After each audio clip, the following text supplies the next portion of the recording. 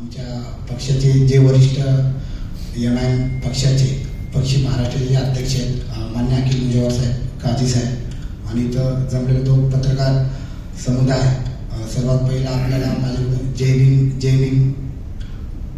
आज आपण इथं ज्या पत्रकार परिषदेसाठी जमलेलो आहोत तर चिंचवड विधानसभेसाठी जो अपक्ष उमेदवार जे थांबलेले आहेत, हे जे अपक्ष उमेदवार आहेत हे जे डॉक्टर बाबासाहेब आंबेडकर चळवळीतील कार्यकर्त्यांचा एक पाठ आहे. तो फुले शाहू आंबेडकर या विचारांचे ते आहेत. तर त्यामुळं आमच्या पक्षाचं जे धोरण होतं की आपल्याला अशा उमेदवाराला पाठबळ द्यायचं आहे की ज्यांनी मुस्लिम समाजाला विरोध केला नाहीये, त्यांनी ST OBC VJMT open caste जे असतील ज्या समाजासाठी योगदान आहे, तर या समाजासाठी योगदान असलेला आम्हाला एकच चेहरा भेटला की जे म्हणजे मान्य भाऊसाहेब भोरे.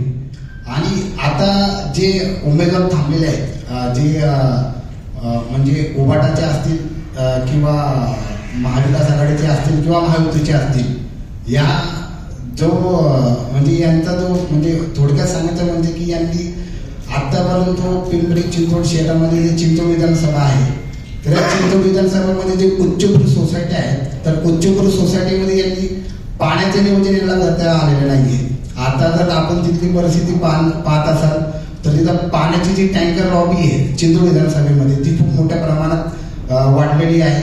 आणि यांचे जे नाते होते आहेत या टँकर लॉबीसाठी पोहोचण्यासाठी आहे. 3 लाख जो मतदार जो चिंचवड विधानसभेमध्ये आहे हा पाण्यापासून वंचित आहे.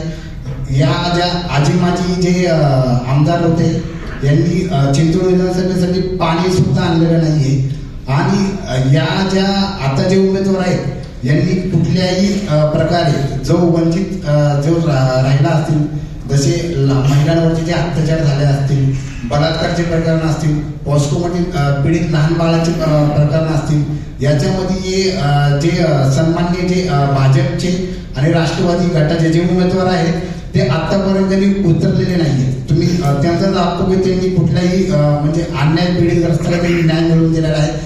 याच्यामध्ये आमच्या भाऊसाहेबांचा चेहरा असा आहे की जे महात्मा फुलेंचे जे विचार आहेत, डॉक्टर बाबासाहेब आंबेडकर जे विचार आहेत, त्यांनी या विचारांची प्रेरणा घेऊन त्यांनी कमीत कमी झोपडपट्टीमधील जो विद्यार्थी वर्ग आहे तो सक्षम केलेला आहे. ते शिक्षणाच्या प्रवाहात आहेत.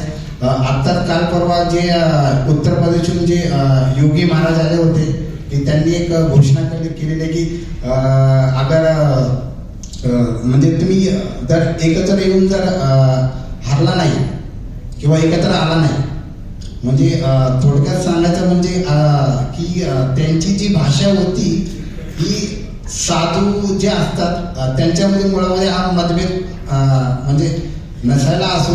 तर श्रीमद जी भगवद्गीता आहे, भगवद्गीतेमध्ये एक श्लोक आहे की म्हणजे की साधू कोणाला म्हणलं जातं की त्याचं दुःखामध्ये आणि सुखामध्ये मन विचलित झालं नाही पाहिजे आणि त्यांनी कुठल्याही धर्माला टीका केली नाही पाहिजे, तर त्याला साधू म्हणलं जातात.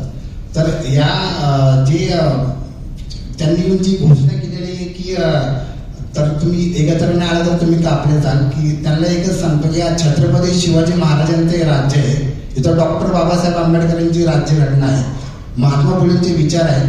तर आम्ही भाऊसाहेब फुले यांच्या माध्यमातून आव्हान करतो की लोकांना की पडेगे तो बडेगे, हा आमच्यासाठी एक महत्वाचा संदेश आहे की धर्म कुठल्याही धर्माने सांगितलेलं की या धर्माचा विरोध करा, त्या धर्माला टार्गेट करा.